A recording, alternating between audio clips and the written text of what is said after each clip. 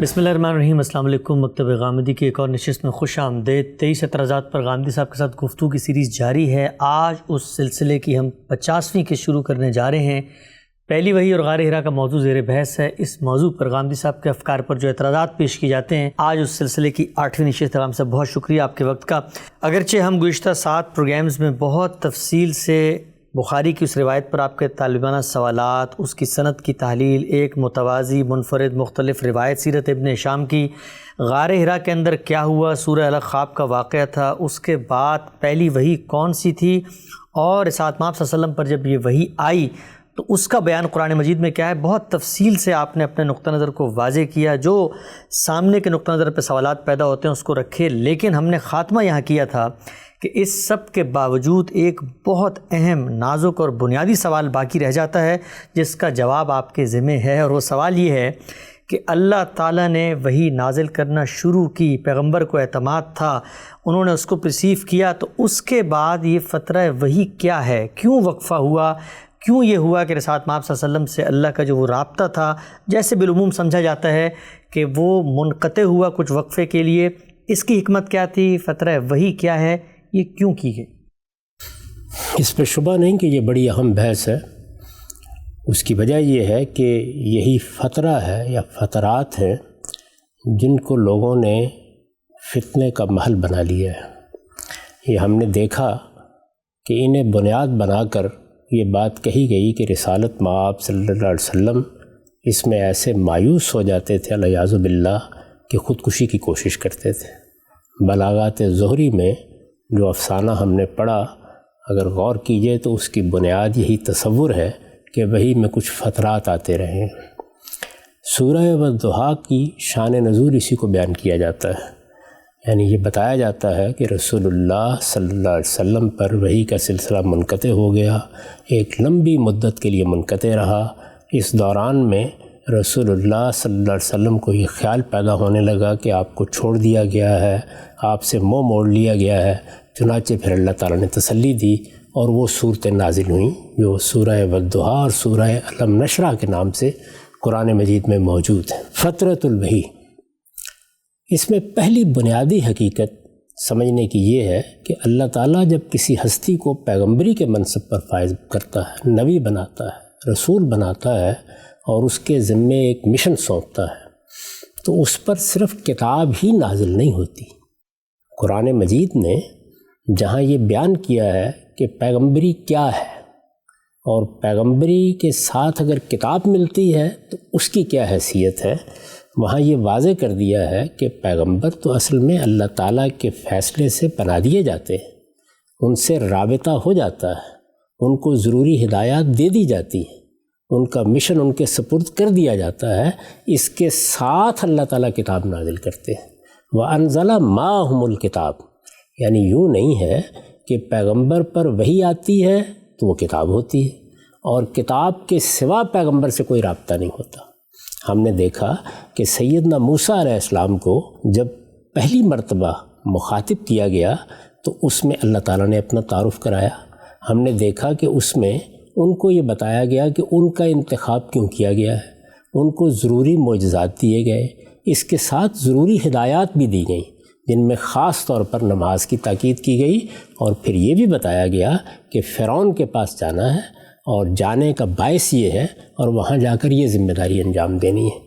یہ ظاہر ہے کہ ابھی تورات کا نزول نہیں ہوا، یعنی اس سے پہلے کی بات ہے۔ وہ وہاں گئے، انہوں نے مصر میں جا کر دعوت پیش کی۔ اس دوران میں کتنی ضرورتیں پیش آئی ہوں گی، خود اپنی قوم کو جس طرح سے انہوں نے ہدایات دی ہیں اس میں بھی قدم قدم پر اللہ تعالیٰ کی رہنمائی کی ضرورت رہی ہوگی۔ خود قرآن مجید نے سورہ یونس میں یہ نقل کیا ہے کہ ان کو یہ ہدایت کی گئی کہ وہ اپنی قوم میں اپنے ہی گھروں کو قبلہ قرار دے کر نماز با جماعت کا اہتمام کریں۔ یہ ساری چیزیں تورات کے نزول سے پہلے کی ہیں۔ وہ اپنی قوم کو نکال کر لے آئے، پھر وہاں ان کو پہاڑ پر بلایا گیا، انہوں نے 40 دن کا اعتکاف کیا، پھر اس کے بعد ان کو تورات دی گئی۔ یہ دراز نفسی اس لیے میں نے کی کہ یہ بات بالکل واضح ہو جائے کہ وحی کا نزول لازمی طور پر کتاب کا نزول نہیں ہوتا۔ لہٰذا رسالت مآب صلی اللہ علیہ وسلم کو جب نبوت دی گئی، اور جیسے کہ ہم اس سے پہلے بیان کر چکے ہیں کہ اس کے ساتھ قرآن کا نزول بھی شروع ہو گیا، یعنی سورہ فاتحہ نازل ہو گئی، تو اب اس کے بعد قدم قدم پر آپ کو اللہ کی رہنمائی کی ضرورت تھی۔ وہ ضرورت کن پہلوؤں سے تھی؟ وہ ضرورت ان پہلوؤں سے تھی کہ رسول اللہ صلی اللہ علیہ وسلم دین ابراہیمی کی روایت میں مبعوث ہوئے تھے۔ رسول اللہ صلی اللہ علیہ وسلم کا تعلق بنی اسماعیل سے ہے۔ ٹھیک۔ سرزمین عرب میں اللہ تعالیٰ نے اپنے حرم کی بنیاد رکھی، سیدنا ابراہیم علیہ السلام نے اس کی تعمیر نو کی، اسماعیل علیہ السلام کو اس کی تولیت کے لیے مقرر کیا، اور اس طرح بنی اسماعیل کی ایک بڑی نسل وجود میں آئی۔ ٹھیک۔ ان میں دین کی روایت موجود تھی، ان میں نماز تھی، ان میں روزہ تھا، ان میں حج تھا، ان کا عمرہ تھا، یہ سب چیزیں موجود تھیں۔ اب جب رسالت مآب صلی اللہ علیہ وسلم کو پیغمبری کا منصب دیا گیا تو یہ ضروری تھا کہ دین ابراہیمی کی یہ ساری روایت آخری پیغمبر کی تصویب سے گزرے۔ اس کے بغیر یہ اب دنیا کے لیے دین نہیں بن سکتی تھی۔ ٹھیک۔ یعنی یہ رسالت مآب صلی اللہ علیہ وسلم کا قول و فعل اور تقریر و تصویب تھی جس سے اس کو دین بن کے آگے منتقل ہونا تھا۔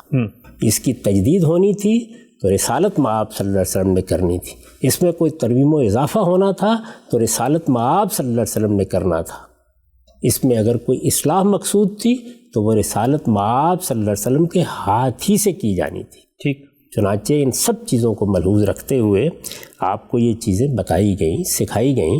سیرت ابن ہشام میں ہم دیکھتے ہیں، اور سیرت کی دوسری کتابوں میں بھی اس کی تفصیلات ہیں، کہ جبریل نے آ کر وضو کا طریقہ بتایا، جبریل نے آ کر نماز کے اوقات کی تعین کی، اس طرح کی دوسری بہت سی چیزیں اس دوران میں ہوئیں۔ ان پر قیاس کیا جا سکتا ہے کہ مثال کے طور پر تطہیر بدن کی بعض ہدایات، مثال کے طور پر تجہیز تکفین سے متعلق بعض ہدایات ہیں، یہ اسی دوران میں تصویب کے اس مرحلے سے گزری ہوں گی۔ ٹھیک۔ اس کے ساتھ رسالت مآب صلی اللہ علیہ وسلم اپنے ساتھیوں کو تعلیم دے رہے ہیں، یعنی دعوت شروع ہو گئی ہے، اور جس طرح کہ ہم جانتے ہیں کہ پہلے مرحلے میں رسالت مآب صلی اللہ علیہ وسلم نے انفرادی دعوت کا طریقہ اختیار کیا۔ یہی دعوت کی فطری ترتیب بھی ہے، یعنی اپنے اعزاء کو، اپنے اقربا کو، اپنے کسی دوست کو، اپنے کسی ملنے والے کو، جس طرح کہ ورقہ بن نوفل کو بھی دعوت دی۔ تو جن لوگوں کو دعوت دی گئی رد عمل ہونا تھا، ان میں سے کسی نے نہیں مانا ہوگا اور کچھ ایمان لے آئے ہوں گے۔ جو ایمان لے آئے وہ اب نماز پڑھنے کے لیے بھی جمع ہوتے ہیں، وہ دین سیکھنے کے لیے بھی جمع ہوتے ہیں، ان کی تعلیم تربیت کا اہتمام بھی ہو رہا ہے، ان کو جو حوادث اور احوال پیش آ رہے ہیں ان میں بھی رہنمائی کی ضرورت ہے۔ تو یہ سب رہنمائی ہوتی رہی، اور ہم رسول اللہ صلی اللہ علیہ وسلم کی پوری زندگی میں جانتے ہیں کہ یہ رہنمائی ہوتی رہی۔ کیا ہم نہیں جانتے؟ اور قرآن مجید نے اس کا ذکر نہیں کیا کہ رسول اللہ صلی اللہ علیہ وسلم کی ذاتی زندگی کے بعض معاملات میں بھی اللہ تعالیٰ نے آپ کو ہدایت دی۔ مثال کے طور پر سورہ تحریم میں ہے کہ ایک گھر کا معاملہ، نجی زندگی کا معاملہ پیش آیا، اور اس میں جب رسالت مآب صلی اللہ علیہ وسلم نے یہ بتایا کہ مجھے یہ بات معلوم ہو گئی ہے، اور پوچھا گیا کہ کس طرح، تو جواب دیا کہ نبانی العلیم الخبیر، مجھے اس علیم و خبیر ہستی نے بتا دیا ہے۔ ایسے ہی جنگ بدر کے موقع پر، جنگ احد کے موقع پر قرآن مجید میں جگہ جگہ ذکر آتا ہے، احزاب کے موقع پر بنو قریظہ کی طرف پیش قدمی کے لیے اللہ تعالیٰ نے نہ صرف یہ کہ ہدایات دیں، جبریل امین آئے، اور ہم یہ جانتے ہیں کہ قرآن مجید ان کا ذکر کرتا ہے اور یہ بتاتا ہے کہ ایسا ہوا تھا، لیکن وہ ہدایت جب دی جا رہی تھی تو ظاہر ہے کہ قرآن مجید میں وہ کن الفاظ میں دی گئی، کس طرح دی گئی، مذکور نہیں ہے۔ ٹھیک۔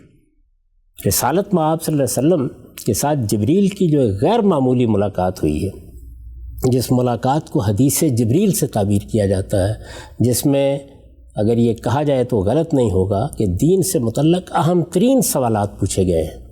اسلام کیا ہے، ایمان کیا ہے، احسان کیا ہے، قیامت کی نشانیاں کیا ہیں، وہ بھی ظاہر ہے کہ قرآن مجید میں نہیں ہے، لیکن یہ واقعہ پیش آیا۔ ایسے ہی آپ کو حدیثوں میں جگہ جگہ ذکر ملے گا کہ جبریل امین آئے تھے، رسالت مآب صلی اللہ علیہ وسلم جبریل امین کی ملاقات کے متوقع تھے، یہ فلاں بات بتائی گئی۔ بنو قریظہ میں جب ہتھیار کھول دیے گئے تو جبریل امین نے آ کر بتایا کہ ابھی ہتھیار کھولنا اللہ تعالیٰ کے پیش نظر نہیں ہے، آپ ایک نئی پیش قدمی کے لیے تیار ہو جائیں۔ تو رسول اللہ صلی اللہ علیہ وسلم پر بھی جس طرح کہ میں نے سیدنا موسیٰ کی مثال دی، وقتاً فوقتاً ضرورتوں کے لیے وحی آتی تھی، ٹھیک، اور یہ ضروری نہیں تھا کہ اس کے لیے قرآن ہی نازل کیا جائے۔ یہ ساری بات میں نے اس لیے آپ سے کہی ہے کہ رسول اللہ صلی اللہ علیہ وسلم کے بارے میں جب یہ کہا جائے گا کہ وحی میں انقطاع ہوا، تو اس فترۃ الوحی یا وحی میں انقطاع سے مراد اصل میں قرآن کے نزول میں انقطاع ہوتا. اچھا، یہ بات سمجھنی بہت ضروری ہے. یعنی یہ نہیں کہ اللہ تعالیٰ نے پیغمبر کو بلا دیا یا رابطہ منقطع ہو گیا یا جبریل امین اب ضرورت پڑتی ہے اور ہدایت دینے کے لیے نہیں آتے، اور رسالت مآب صلی اللہ علیہ وسلم اس سے مایوس ہو کر کسی پہاڑ پر چڑھ جائیں اور خودکشی کرنے کی خاکم بدہن کوشش کریں. اس طرح کی کوئی بات نہیں ہوئی. یعنی یہ جو کچھ بھی روایتوں میں آثار ملتے ہیں فترۃ الوحی کے، جس کو بنیاد بنا کر یہ افسانہ طرازی کی گئی ہے، وہ اصل میں قرآن مجید کے نزول کا فترہ ہے. اچھا، قرآن مجید کے نزول میں اگر وقفہ آئے گا تو ظاہر ہے کہ اللہ کی کسی حکمت پر مبنی ہوگا. یہ آپ جانتے ہیں کہ قریش کا یہ مطالبہ قرآن میں نقل ہوا ہے کہ آپ اس کتاب کو بس ایک دفعہ سنا دیجئے. یعنی یہ کیا ہوا کہ ایک سورہ سنائی، اس میں کچھ سوالات پیدا ہوتے ہیں، پھر ایک دوسری سورہ آ جاتی ہے، پھر تیسری سورہ آ جاتی ہے، تو یہ جملتاً واحدہ کیوں نہیں آ جاتا؟ قرآن نے اس کا جواب دیا کہ ایسا نہیں ہوگا. رسالت مآب صلی اللہ علیہ وسلم کو بھی یہ بتایا ہے کہ آپ اس اجلت میں نہ پڑھیں کہ یہ پورا کا پورا قرآن آپ کو ایک ہی وقت میں دے دیا جائے. یہ اللہ کی حکمت کے تحت اسی طرح نازل ہوگا، اور وہ حکمت اس وقت موضوع بحث نہیں ہے، بتائی جا سکتی ہے کہ کیوں ایسا کیا جاتا تھا. تو قرآن مجید ایک تدریج کے ساتھ نازل ہوا. اس کی کوئی ایک سورہ نازل ہو گئی، اس میں وقفہ بھی آتا رہا، پھر دوسری سورہ نازل ہوئی. یہ قرآن مجید کا نزول ہے جس میں وقفہ ہو سکتا ہے. ٹھیک، اس بنیادی بات کو سمجھ لینا چاہیے. اب اگر قرآن مجید کے نزول میں وقفہ ہو سکتا ہے تو اس کا مطلب یہ ہے کہ پھر ہم یہ جاننے کی کوشش کریں گے کہ ایک تو قرآن کی 114 صورتیں ہیں. ظاہر ہے کہ ہر وقت تو قرآن نازل نہیں ہوتا رہتا تھا. جی، اگر آپ دنوں پر بھی تقسیم کر لیں تو کتنے دن چاہیے اس کے نزول کے لیے؟ اگر آپ صورتوں کو بھی تقسیم کر لیں تب بھی کیا صورت بنے گی؟ تو وقفے تو ہوں گے. یہ جو روایتوں میں فترۃ الوحی کا ذکر آ گیا ہے تو یہ صاف معلوم ہوتا ہے کہ ذرا طویل وقفہ ہے. اچھا، اور دوسرے یہ کہ یہ کوئی ایسا پرحکمت وقفہ ہے کہ جس میں اللہ تعالیٰ نے فی الواقع نزول کو کچھ دیر کے لیے روک دیا. اچھا، یعنی ایک ہے کہ جو ضرورتیں ہیں ان کے لحاظ سے نزول میں وقفہ آنا، وہ تو نجمن ہو رہا ہے، وہ تو ہو ہی رہا ہے، وہ بعد کے زمانوں میں بھی ہوتا رہا ہے. یعنی ہر وقت قرآن نہیں نازل ہوتا رہتا تھا، لیکن یہ وقفہ کس نوعیت کا تھا کہ جو موضوع بحث بن گیا. اس کو آپ کے سوال کے جواب میں سمجھنے کی کوشش کرتے ہیں. چنانچہ دیکھیے کہ میں نے آپ کی خدمت میں عرض کیا کہ رسول اللہ صلی اللہ علیہ وسلم دعوت کے منصب پر فائز کر دیے گئے ہیں. نبوت مل گئی ہے، آپ نے اپنا پیغام پہنچانا شروع کر دیا ہے. قریبی اعزاء احباب دوستوں کو آپ بتاتے ہیں. اس پہلے مرحلے میں، اور میں بار بار عرض کرتا ہوں کہ اس پہلے مرحلے میں انفرادی دعوت ہے. اس میں جو لوگ ایمان لا رہے ہیں ان کے بڑے بھی ہیں، بزرگ بھی ہیں. اگر وہ زیر دست ہیں تو ان پر بالادست لوگ بھی ہیں. اگر وہ غلام ہیں تو ان کے آقا بھی ہیں. تو اس میں بعض اوقات ان کو چھپ کر نماز پڑھنا پڑتی ہے، چھپ کر بعض دینی احکام پر عمل کرنا پڑتا ہے. اور رسالت مآب صلی اللہ علیہ وسلم بھی اس دوران میں اپنی دعوت کو انفرادی سطح پر محدود کیے ہوئے. ٹھیک، میں آپ کو ایک تصویر اس کی دکھاتا ہوں کہ یہ جو مرحلہ ہے اس میں دعوت کیسے دی جاتی تھی. یہ اس لیے ضروری ہے کہ قرآن مجید نے ہمیں یہ بتایا ہے کہ جب اس کا پے در پے نزول شروع ہو گیا تو اس کے بعد رسول اللہ صلی اللہ علیہ وسلم کو اس کا پابند کر دیا گیا کہ آپ قرآن ہی کے ذریعے سے تذکیر کریں گے. ٹھیک، چنانچہ فرمایا ہے کہ ذکر بالقرآن من یخاف وعید. درست. اس طرح یہ فرمایا ہے جاہد بہی جہادن کبیرہ. اسی طرح یہ ارشاد ہوا ہے کہ کل اوحی الیہ ھذا القرآن لانذرکم بہ ومن بلغ. یعنی تذکیر اسی قرآن سے ہو، اسی کے ذریعے سے جہاد کبیر کیا جائے، اسی کے ذریعے سے دعوت پیش کی جائے. اور یہ نازل ہی اس لیے کیا گیا ہے کہ اس کے ذریعے سے انذار کیا جائے. تو بعد میں تو یہ ہوا، لیکن اس دوران میں یعنی جب ابھی قرآن کا نزول اس طرح شروع نہیں ہوا، سورہ فاتحہ نازل ہو چکی ہے، نزول کی ابتدا ہو گئی ہے. اس پر ہم اس سے پہلے تفصیل سے گفتگو کر چکے ہیں. دعوت کا کام جاری ہے، وہ منقطع نہیں ہوا. تو دعوت کے پیش کرنے کی کیا نوعیتیں سامنے آتی تھیں. میں صرف ایک واقعے کی طرف اشارہ کروں گا تاکہ ایک تصویر آپ کے سامنے آ جائے. اس سے آپ اندازہ کر سکتے ہیں واقعات اس کے علاوہ بھی سیرت کی کتابوں میں بیان ہوئے ہیں. ٹھیک، یعنی غم صاحب اب تک بات یہ ہو گئی کہ جو اللہ تعالیٰ کی طرف سے وحی آتی تھی اس میں ایک چیز ہے قرآن کا نزول اور ایک ہے اللہ تعالیٰ کا جبریل کے ذریعے رابطہ ہدایات دینا. جو سلسلہ کسی حکمت کے تحت روکا گیا وہ قرآن کا نزول تھا، اور جب وہ روکا گیا تو اس دوران دعوت کی کیا نوعیت تھی آپ بتانے جا رہے ہیں؟ یہ میں اس لیے بتانے جا رہا ہوں جیسے کہ میں نے ذکر کیا کہ بعد میں آپ پابند کر دیے گئے تھے کہ قرآن ہی کے ذریعے سے تذکیر اور نصیحت ہوگی، دعوت کی بنیاد اسی کو بنایا جائے گا. چنانچہ بعد کے زمانوں میں آپ دیکھتے ہیں کہ لوگ باہر سے آئے ہیں، ملنے کے لیے آئے ہیں، پوچھتے ہیں آ کر تو آپ قرآن کا کوئی حصہ سنا دیتے ہیں. صحابہ کرام کو بھی اسی کی تعلیم دی گئی. چنانچہ جب حبشہ وہ گئے اور وہاں ان سے پوچھا گیا تو انہوں نے قرآن ہی سنایا. لیکن اس زمانے میں یہ ابن ہشام کی سیرت ہے، ابن اسحاق سے یہ روایت نقل کر رہے ہیں. یہ پوری روایت سن لیجئے، اس سے اندازہ ہو جائے گا کہ کیا صورتحال تھی. یہ کہتے ہیں کہ وَذَكَرَ بَعْضُ أَهْلِ الْعِلْمِ أَنَّ رسول اللہ صلی اللہ علیہ وسلم کان اذا حضرت الصلاۃ خرج الی شعاب مکہ.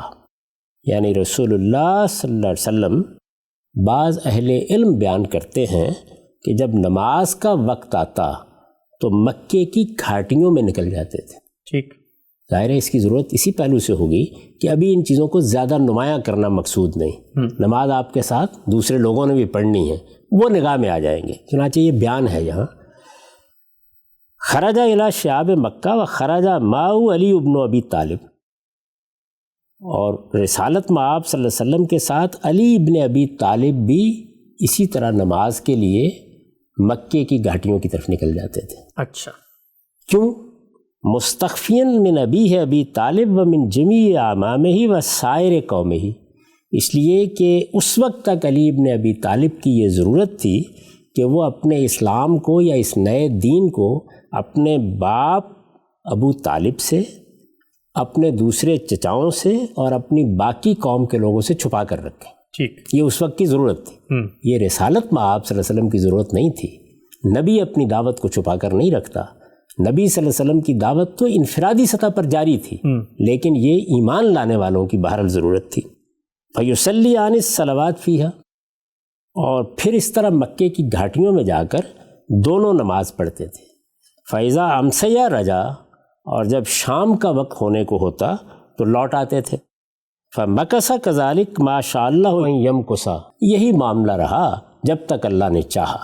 یعنی کچھ عرصے تک ایسے ہی باہر جانے کا سلسلہ جاری رہا اور وہاں جا کے دونوں نماز پڑھ لیتے. ثم ان ابا طالب اسرا علیہما یوما وہما یصلیان. اب اس میں ہوا کیا کہ ایک دن دونوں نماز پڑھ رہے تھے مکے کی کسی گھاٹی میں کہ ابو طالب نمایاں ہو گئے. اچھا، وہ مطلع ہوئے ہوں گے یا ویسے نکلے ہوں گے تو وہ وہاں آ گئے.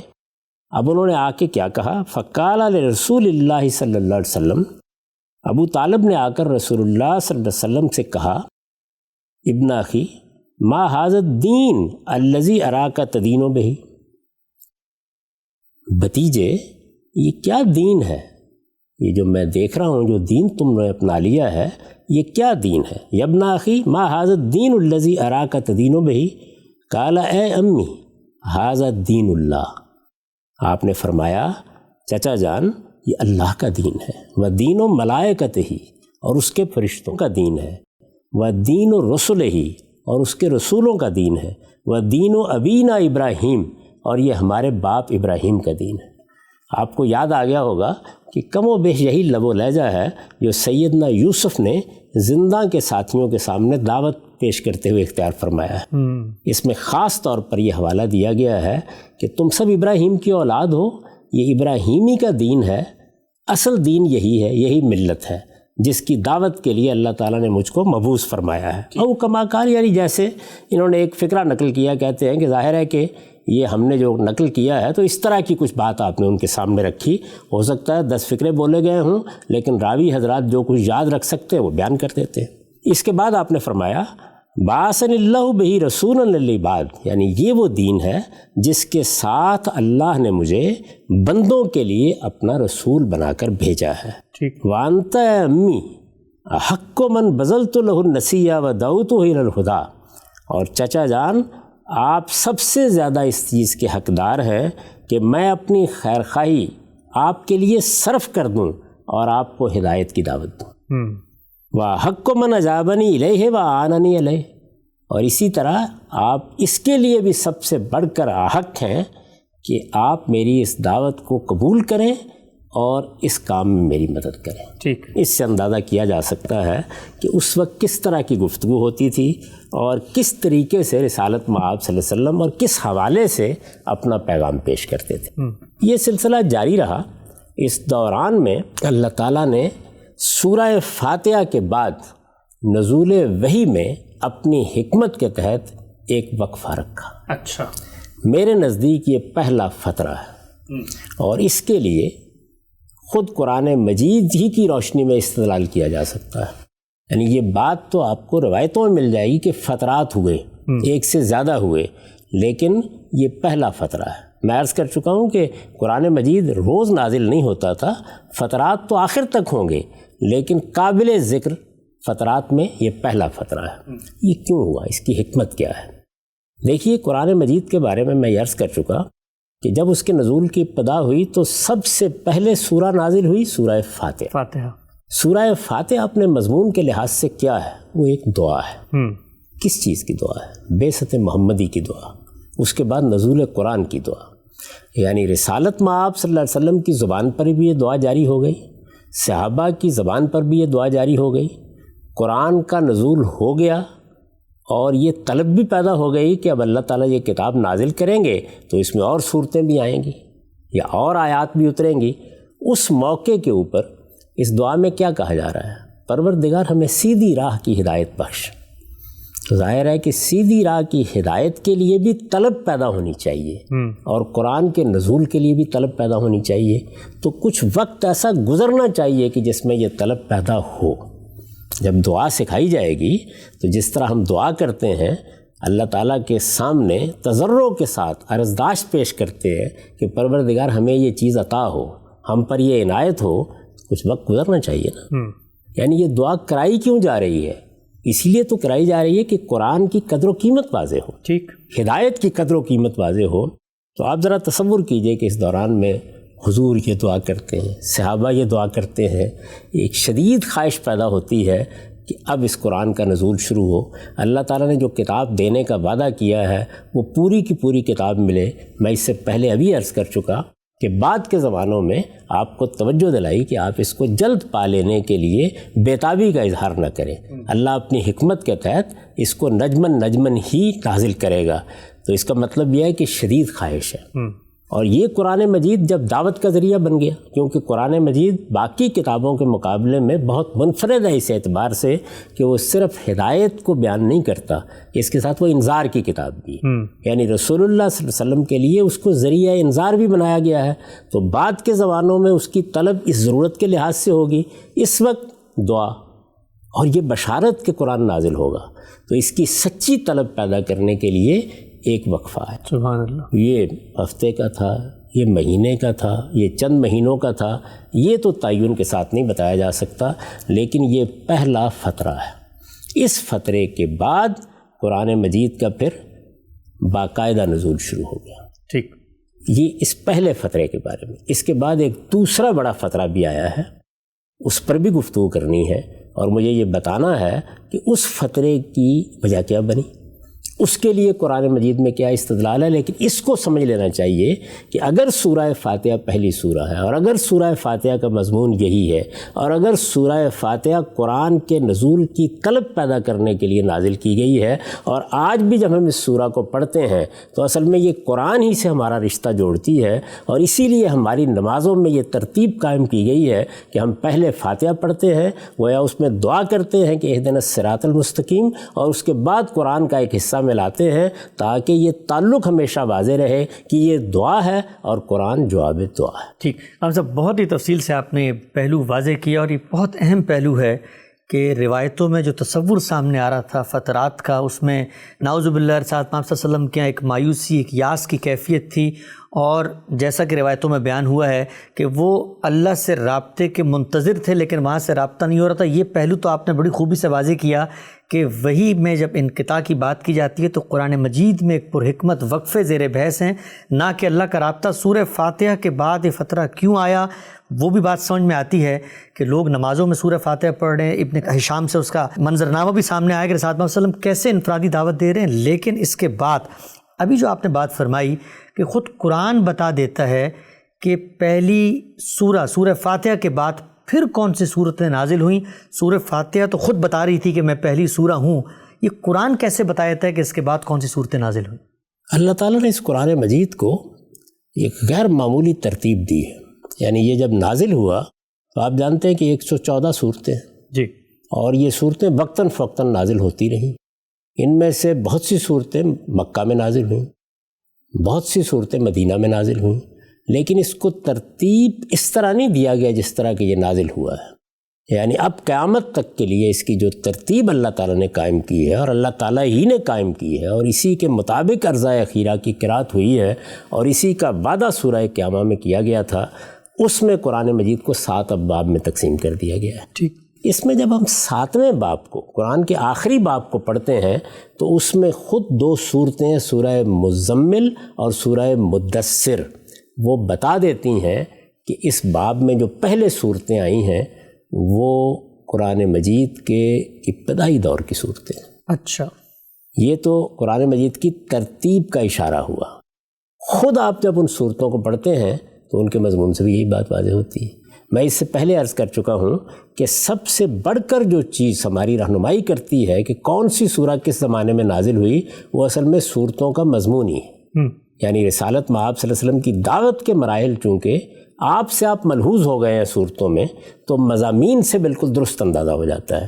چنانچہ جن لوگوں نے قرآن مجید پر تدبر کیا ہے ان کی اگر آپ تفسیریں پڑھیں گے تو وہ آپ کو بتا دیں گے کہ یہ جو آخری باب ہے یعنی 7واں باب ہے، اس میں پہلی 6 صورتیں ہیں جو سب سے پہلے نازل ہوئی. اچھا، یعنی اگر زیادہ مطالعہ نہ کرنا ہو تو آپ مولانا سید ابو اللہ صاحب مودودی کی تفہیم القرآن میں دیکھ لیں. میں ان کا حوالہ اس لیے دے رہا ہوں کہ وہ ہمارے طریقے پر قرآن مجید کی اس تقسیم کے قائل نہیں ہیں یا ان کے سامنے یہ واضح نہیں ہے، لیکن وہ بھی اس بات کو بار بار بیان کرتے ہیں. ملک کی تفسیر میں دیکھیں، قلم کی تفسیر میں دیکھیں، یعنی یہ 6 کی 6 صورتیں آپ دیکھ لیں کہ یہ بالکل ابتدائی زمانے کی صورتیں ہیں. اور قرآن مجید نے 7ویں باب کی ابتدا ان سے کی ہے. یعنی پہلے سورہ ملک، اس کے بعد سورہ قلم، اس کے بعد سورہ حاقہ، اس کے بعد سورہ معارج اور پھر نوح اور جن. ٹھیک. یہ 6 صورتیں ہیں جو فاتحہ کے بعد ایک فترہ آیا اور پھر یہ 6 صورتیں نازل کی گئیں. ان میں اگر آپ دیکھیں گے تو ان کا مضمون آپ کو یہ بتائے گا کہ ان میں استدلال ہے، دعوت شروع ہو گئی ہے، لیکن یہ صورتیں بھی بتا رہی ہیں کہ ایک وقفہ گزر چکا ہے. یعنی اس وقفے میں ایسا نہیں ہے کہ لوگ ناآشنا ہیں، کچھ لوگ ایمان لے آئے ہیں، لہٰذا ان کے حوالی موالی میں دعوت پہنچ گئی ہے. قریش کے سردار بھی پوری طرح متوجہ ہو چکے ہوئے ہیں، لوگوں کے کان کھڑے ہیں اور کچھ رد عمل بھی سامنے آ رہا ہے. چنانچہ ان صورتوں میں آپ کو رد عمل بھی نظر آئے گا، لیکن بالکل ابتدائی زمانے کا رد عمل. یہ ساری تصویر خود صورتوں کے مطالعے سے، ان کے مضامین پر تدبر سے واضح ہو جاتی ہے. ٹھیک. تو یہ 6 صورتیں ہیں کہ جو اس کے بعد نازل ہوئیں. ظاہر ان میں بھی وقفہ رہا ہوگا، لیکن بہرحال ایک سلسلہ شروع ہو گیا. اب یہ سلسلہ جب شروع ہو گیا اور قرآن مجید نے اپنی دعوت پیش کرنا شروع کر دی، قریش کے اعتراضات کے جواب بھی دینا شروع کر دیے، جو کچھ رد عمل ہونا تھا اس پر بھی تبصرہ شروع ہو گیا، تو اس کے بعد اب انفرادی دعوت کا جو دور تھا، اللہ تعالیٰ کی طرف سے یہ فیصلہ ہوا کہ اس کو اب ختم کیا جائے. اچھا. یعنی میں نے آپ کو اس جانب توجہ دلائی کہ جب ابتدا ہوئی تو ابتدا یہیں سے ہوئی اور یہیں سے ہونی چاہیے تھی کہ انفرادی طور پر، یعنی ابھی کوہ صفا پر جا کر دعوت دینے، بیت اللہ میں کھڑے ہو کر دعوت دینے، چوپال میں کھڑے ہو کر دعوت دینے، دارالندوہ میں جا کر دعوت دینے کا موقع نہیں آیا. ٹھیک. یہ دعوت کیا ہے؟ یعنی کسی قریبی عزیز کو دے دی، کسی رشتہ دار کو دے دی، ملنے والے کو دے دی، کسی دوست کو دے دی. جیسے کہ ہم دیکھتے ہیں کہ اس دعوت کے نتیجے میں بھی دسیوں لوگ ایمان لائے، چنانچہ ابن ہشام میں آپ کو طویل فہرست ملے گی جس میں یہ بتایا گیا کہ اس زمانے میں کون لوگ ایمان لائے. ٹھیک. تو لوگ ایمان لائے. اب قرآن مجید کی یہ صورتیں نازل ہونی شروع ہو گئیں تو یہ نماز میں بھی پڑھی جا رہی تھیں, یہ لوگوں کو سنائی بھی جا رہی تھیں. خود ان صورتوں سے معلوم ہوتا ہے کہ اس ابتدائی زمانے میں رد عمل کی نوعیت کیا تھی. اچھا. اب میں یہ عرض کر رہا ہوں کہ رسالت مآب صلی اللہ علیہ وسلم کو یہ بتایا جانا ہے کہ دوسرا دور شروع ہونا ہے. میں نے کئی مرتبہ اس جانب اشارہ کیا, اور جو لوگ میرے درس سنتے ہیں ان کو بھی معلوم ہے, اور جنہوں نے میری تفسیر البیان پڑھی ہے ان کو بھی معلوم ہے کہ ہر پیغمبر کی دعوت چند مراحل سے گزرتی ہے. یعنی عام حالات میں دعوت کا مرحلہ, جس کو آپ کہتے ہیں کہ ابتدا میں انذار کا مرحلہ, یہ زیادہ تر انفرادی ہوتا ہے. سیدنا نوح کی دعوت میں بھی یہی بیان ہوا ہے کہ میں نے چپکے بھی تمہیں دعوت دی ہے, اور میں نے علانیہ بھی دعوت دی ہے. تو چپکے انفرادی مجالس میں کسی ایک فرد کے پاس جا کر یا بیٹھ کر دعوت دینے کا ایک دور ہوتا ہے. پھر انذار عام, جس میں یہ ہدایت کی جاتی ہے کہ اب آپ باہر نکلیں اور کھڑے ہوں اور ہانکے پکارے پوری قوم کے سامنے یہ پیغام رکھ دیں. پھر اس کے بعد اتمام حجت, پھر ہجرت و برات, اور پھر آگے کے مراحل شروع ہو جاتے ہیں. ٹھیک. تو یہ مرحلہ ختم کرنے کے لیے اللہ ہی حکم دیں گے. یعنی ابتدا ہو گئی ہے. اللہ تعالیٰ نے رسالت مآب صلی اللہ علیہ وسلم کو سورہ مزمل میں, یعنی وہ 6 صورتیں باب کی ابتدا میں رکھی گئی ہیں, ان کے بعد سورہ مزمل آتی ہے, اس میں یہ بتایا ہے کہ اب ہم اگلے مرحلے میں آپ کو داخل کرنے والے ہیں. اچھا. یہ اس میں بتایا گیا ہے. اور اس میں دیکھیے کہ جو خطاب کا اسلوب اختیار کیا گیا ہے, یا ایھا المزمل, اور اس کے بعد والی سورہ میں یا ایھا المدثر, یہ بڑا دل نواز اسلوب ہے. دونوں کے معنی بھی ایک ہی ہیں, اے اوڑھ لپیٹ کر بیٹھنے والے. اس میں ظاہر ہے کہ ایک سوال پیدا ہوتا ہے کہ یہ اوڑھ لپیٹ کر بیٹھنے والے کی تعبیر کیوں اختیار کی گئی ہے؟ یعنی رسالت مآب صلی اللہ علیہ وسلم کا نام ہے, آپ کا لقب ہے, آپ کی کنیت ہے. قرآن مجید میں کئی جگہوں پر آپ کو یا ایھا النبی کہہ کے خطاب کیا گیا ہے. اس خاص خطاب کی کیا وجہ ہے؟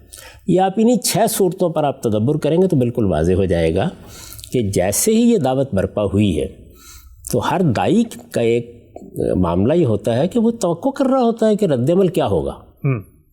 تو عام طور پر تو آدمی خیال کرتا ہے کہ کیا میں ان لوگوں کا کوئی نقصان کرنے کے لیے جا رہا ہوں, کیا میں ان سے کوئی مطالبہ کرنے جا رہا ہوں, کیا میں اپنے کچھ مفادات کے لیے کھڑا ہوں, میں تو ان کی خیرخواہی کرنے کے لیے جا رہا ہوں. یعنی اندازہ کیجئے نا کہ اپنی قوم کو کھڑے ہو کر یہ بتایا جا رہا ہے کہ ایک عذاب تمہارے سروں پر منڈلا رہا ہے, اللہ نے فیصلہ کر لیا ہے کہ تمہاری طرف آخری بعثت ہو, اور دنیا میں بھی عدالت لگے اور آخرت کی عدالت تو لگنی ہے.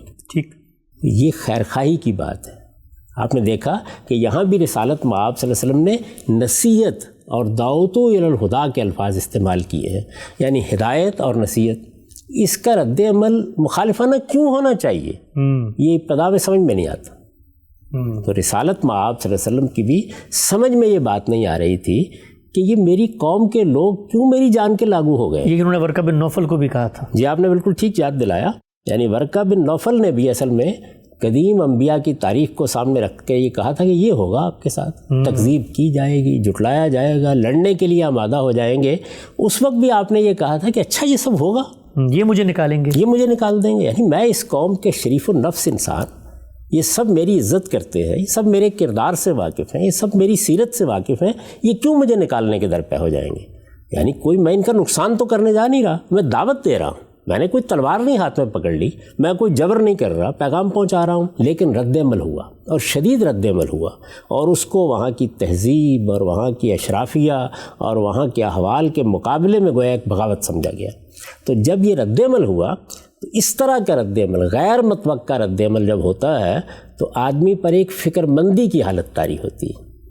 دیکھیے, ایک ہے خوف, ایک ہے اضطراب, ایک فکر مندی کی حالت طاری ہوتی ہے. فکر مندی کی اس حالت میں آدمی, اگر آپ دیہات کی زندگی سے واقف ہیں تو ایسے ہی اپنی چادر لپیٹ کر گویا ایک طرح سے گوشہ گیر سا ہو جاتا ہے. وہ بیٹھ کر سوچتا ہے, اور چادر ہی میں لپٹ کر سوچتا ہے کہ یہ میری قوم کو کیا ہوا ہے. مجھے تو اللہ تعالیٰ کہہ رہے ہیں کہ میں ان کی خیرخواہی کے لیے ان کو دعوت دوں, اور یہ رد عمل کیا ظاہر کر رہے ہیں, اور اس کے نتیجے کیا نکلیں گے. یعنی اب آپ کو بتایا جا رہا ہے, آپ اگر سورہ حاقہ کو دیکھ لیجئے, آپ کو بتایا جا رہا ہے کہ اس سے پہلے جب پیغمبر قوموں کی طرف آئے ہیں تو ان کی قوموں کے ساتھ کیا ہوا ہے. تو آپ اس قوم کے ایک فرد ہیں, اس کے گلے سرسبد ہیں. تو ظاہر ہے کہ شدید تشویش آپ کو لاحق ہوئی کہ اگر رد عمل یہ ہے، اور یہ بھی اگر قوم صالح کی طرح اور قوم ہود کی طرح اور باقی پیغمبروں کی قوم کی طرح سرکشی اختیار کرتے ہیں تو آسمان سے عذاب ٹوٹ پڑے گا۔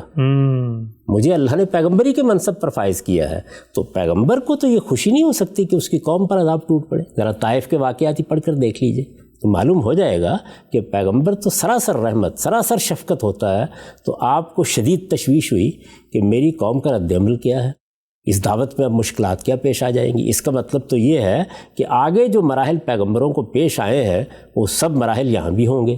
تو وہ ایک تصویر ہے جو آپ کے سامنے آتی ہے، اور پھر آپ اس میں یہ محسوس کرتے ہیں کہ رسالت مآب صلی اللہ علیہ وسلم کی یہ فکر مندی کیا نوعیت رکھتی ہے۔ یہ فکر مندی اللہ کو محبوب ہے۔ اس کو اب فکر مندی کی اس حالت میں ہی خطاب کرنا ہے اور اس سے نکال کر اگلے مرحلے میں داخل کرنا ہے۔ تو دیکھیے اس پس منظر میں یہ خوبصورت تعبیر اختیار کی گئی ہے، اے اوڑھ لپیٹ کر بیٹھنے والے، یا ایھا المزمل یا ایھا المدثر۔ تو اس خطاب کے اسلوب کو ذہن میں رکھیے، اور اس کے بعد ذرا آئیے میں آپ کو یہ بتاتا ہوں کہ جب پھر یہ سورہ مزمل نازل ہوئی ہے، اس میں اگلے مرحلے کو کیسے بیان کیا گیا ہے اور اس کے لیے تیاری کی ہدایت کیا کی گئی۔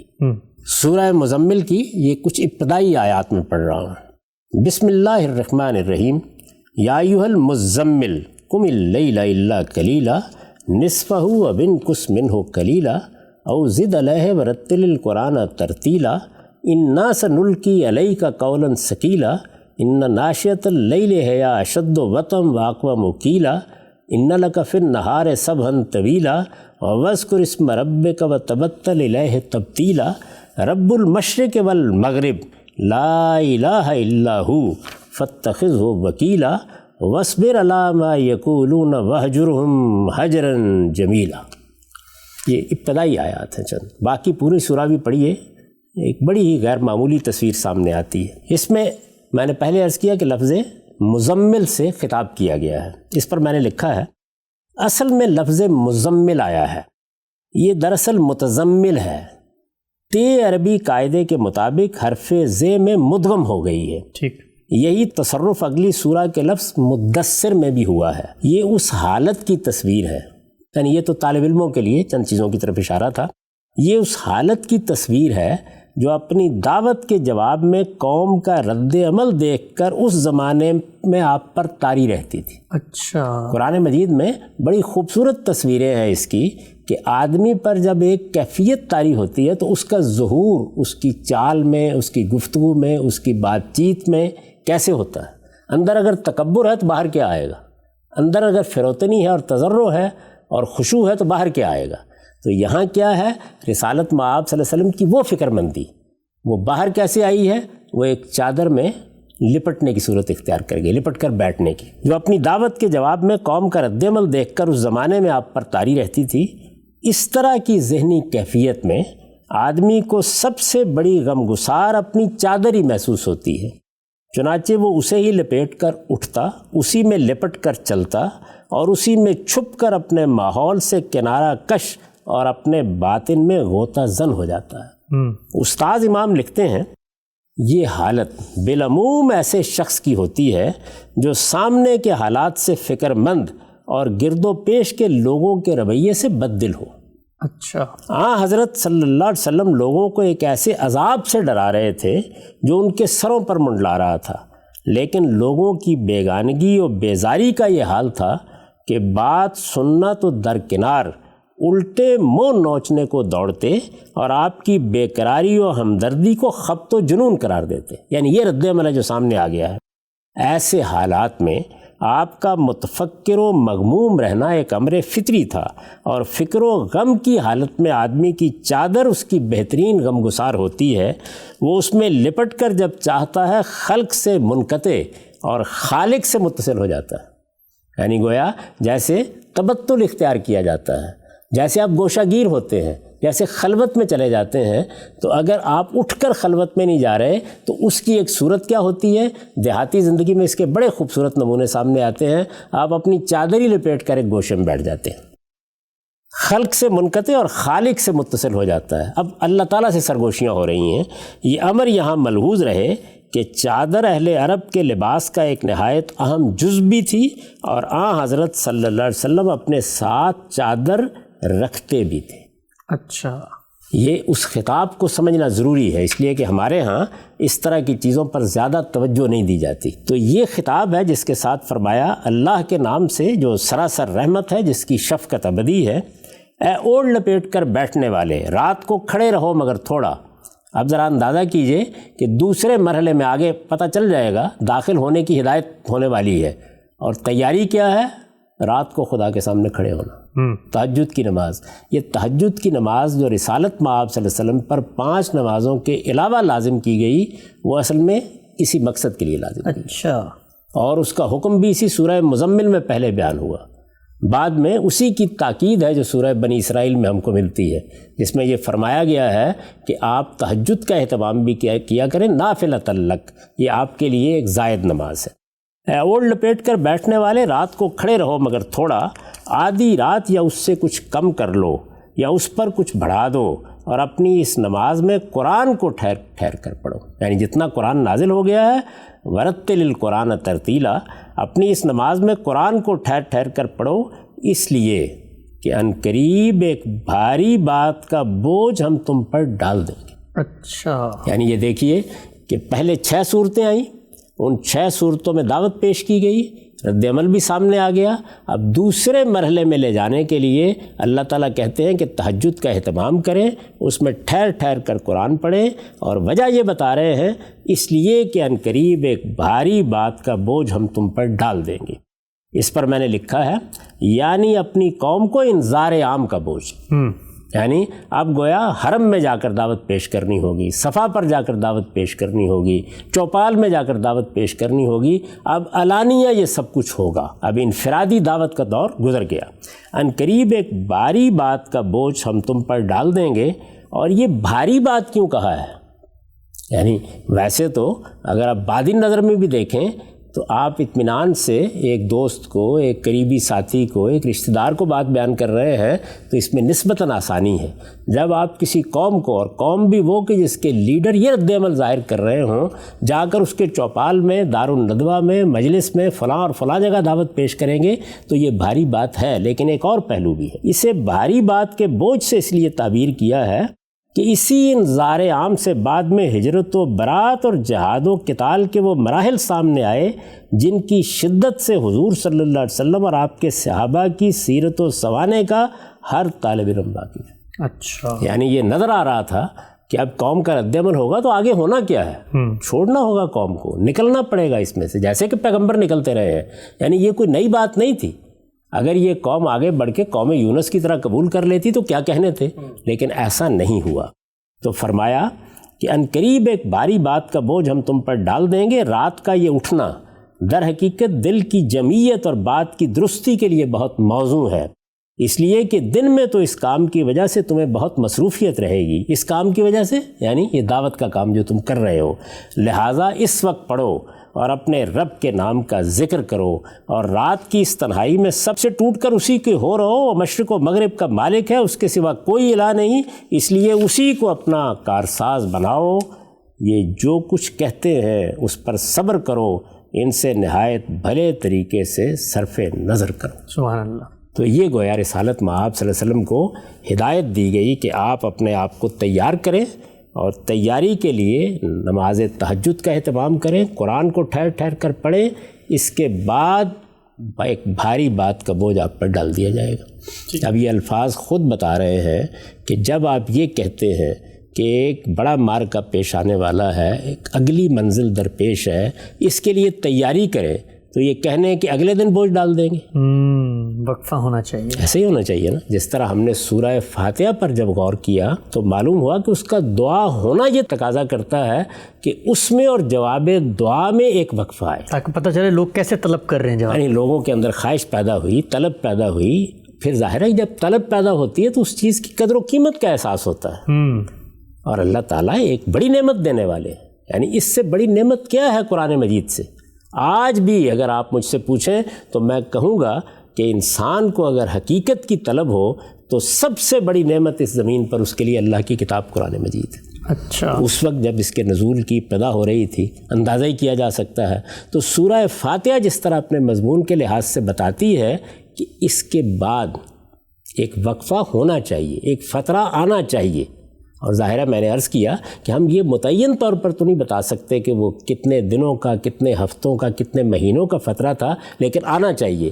اسی طرح جب سورہ مزمل یہ کہتی ہے، صورتیں کچھ نازل ہو چکی ہیں، میں نے عرض کیا 6 صورتیں پیچھے نازل ہو چکی ہیں، یہ سورہ مزمل کہتی ہے کہ اب آپ اگلے مرحلے کی تیاری کریں۔ اس میں دیکھیے الفاظ کیا ہیں، انا سنلقی علیک قولا ثقیلا، ان قریب۔ ظاہر ہے کہ اب ان قریب جب وہ بوجھ ڈالا جائے گا تو اس سے پہلے اگر تیاری کرائی جا رہی ہے، اور تیاری یہ ہے کہ نماز تہجد میں قرآن کو ٹھہر ٹھہر کر پڑھیں، تو مطلب یہ ہے کہ جو کتاب نازل ہو گئی ہے، جتنی نازل ہو گئی ہے، اس کو پڑھا جائے، اس پر غور کیا جائے، ٹھہر ٹھہر کر پڑھ کے یہ دیکھا جائے اس میں کیا پیغام ہے۔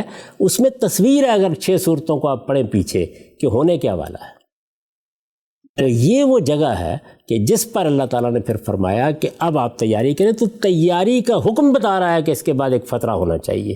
یہ وہ دوسرا فترہ ہے جس کا جابر بن عبداللہ کی روایت میں ذکر ہوا، یہ دوسرا فترہ ہے۔ ٹھیک، یہ وہ دوسرا فترہ ہے جس کا جابر بن عبداللہ کی روایت میں ذکر ہوا تھا۔ غامدی صاحب، قرآن مجید کے وہ پوشیدہ گوشے اور پہلو جو اس بحث میں سامنے آ رہے ہیں خود قرآن کے مطالعے سے، کہ پہلی سورہ کے بعد وقفہ اگر ہوا تو کیوں ہوا، اور اس کے بعد کون سی صورتیں نازل ہوئیں، اور پھر جب یہ کہا گیا کہ ایک بھاری بوجھ ڈالا جا رہا ہے، اور اس کے بعد عقل کہتی ہے کہ ایک وقفہ ہونا چاہیے، اور یہ وہی وقفہ ہے جو جابر بن عبداللہ کی روایت میں سامنے آیا تھا، وہ وقفہ کیا تھا، اور پھر اس کے بعد اللہ کی کیا ہدایت سامنے آئی، اور پھر قرآن مجید کیا کہتا ہے کہ رسول اللہ صلی اللہ علیہ وسلم کے ساتھ آگے کیا معاملہ ہوا۔ بہت ہی نازک بحث ہے، اور قرآن مجید کے یہ پہلو جو فہم قرآن کی روشنی میں آپ سامنے لا رہے ہیں، ان پر ہم تفصیل سے آپ سے تبادلہ خیال کریں گے، لیکن ہمارا وقت یہاں پہ پورا ہوتا ہے۔ انشاءاللہ آئندہ نشست میں گفتگو کا آغاز یہیں سے ہوگا کہ پھر اس کے بعد آخر ہوا تو کیا ہوا۔ اب تک آپ کے وقت کا بہت شکریہ۔ بہت شکریہ۔